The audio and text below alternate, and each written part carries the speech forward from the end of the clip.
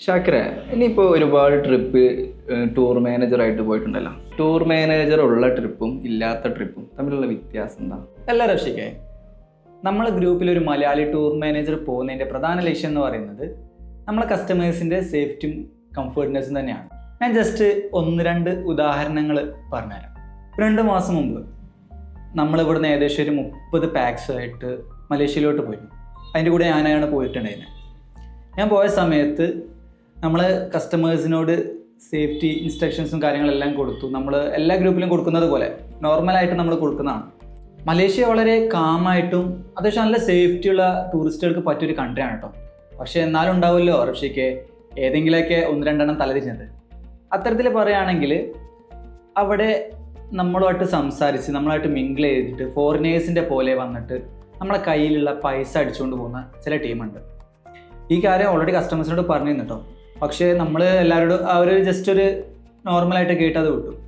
Second ഡേയിൽ city ടൂറിൻ്റെ അന്ന് river of life നമ്മൾ സൈറ്റ് സീയിങ് ചെയ്യുന്നതിൻ്റെ ഇടയിൽ നമ്മൾ ജസ്റ്റ് ഒന്ന് മറ്റ് കസ്റ്റമേഴ്സായിട്ട് അങ്ങോട്ട് കാര്യങ്ങൾ പറഞ്ഞു കൊടുക്കാൻ വേണ്ടിയിട്ട് മാറിയ സമയത്ത് നമ്മളൊരു 2-3 കസ്റ്റമേഴ്സ് ജസ്റ്റ് ആ റിവർ ഓഫ് ലൈഫിൻ്റെ അടുത്ത് നിൽക്കുന്നുണ്ടായിരുന്നു.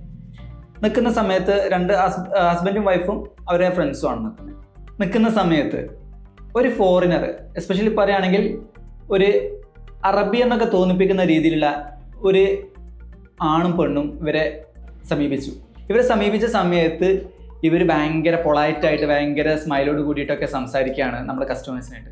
അപ്പോൾ ഇവർ പറയുന്നതെന്ന് വെച്ച് കഴിഞ്ഞാൽ ഇവർ കുറച്ച് ദിവസമായിട്ടുള്ള മലേഷ്യയിൽ എത്തിയിട്ട് ഇനി അടുത്തത് വിസിറ്റ് ചെയ്യാൻ പോകുന്നത് ഇന്ത്യയാണ്, കേരളം വരുന്നുണ്ട് എന്നുള്ള രീതിയിലാണ് നമ്മുടെ കസ്റ്റമേഴ്സിനോട് സംസാരിക്കുന്നത്.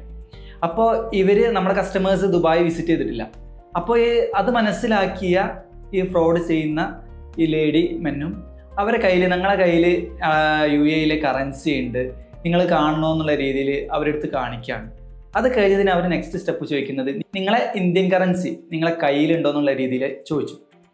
അപ്പം നോർമലായിട്ട് നമ്മൾ ഒരു ഫോറിനർ നമ്മളായിട്ട് വന്ന് സംസാരിക്കുന്ന സമയത്ത് നമുക്കൊക്കെ ഒരു ഹാപ്പി അല്ലേ, നമുക്കൊരു പ്രൗഡാണല്ലോ.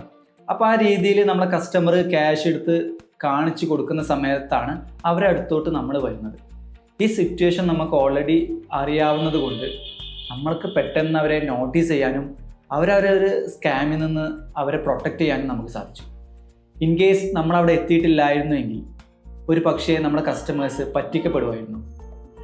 ഈ കൺകെട്ടെന്നൊക്കെ പറഞ്ഞിട്ടില്ലേ, ആ രീതിയിൽ നമ്മളെ കയ്യിലുള്ള പണം സെക്കൻഡുകൾക്കുള്ളിൽ അവർ അടിച്ചു മാറ്റും. പെട്ടെന്ന് തന്നെ അവർ വാനിഷ് ആവുന്ന രീതിയിൽ നല്ല രീതിയിൽ ട്രെയിൻഡ് ആയിട്ടുള്ള ഫ്രോഡുകളാണ്. അപ്പം നമ്മളൊരു മലയാളി ടൂർ മാനേജർ ഉള്ളത് കൊണ്ട് മാത്രം, ഇപ്പം ഞാനല്ല സ്ഥാനത്തെങ്കിൽ നമ്മുടെ കമ്പനിയുള്ള മറ്റാരെങ്കിലും അവിടെ ഉണ്ടെങ്കിലും ഇത് തന്നെയാണ് നമ്മൾ കസ്റ്റമേഴ്സിന് അഡ്വൈസ് കൊടുക്കുക.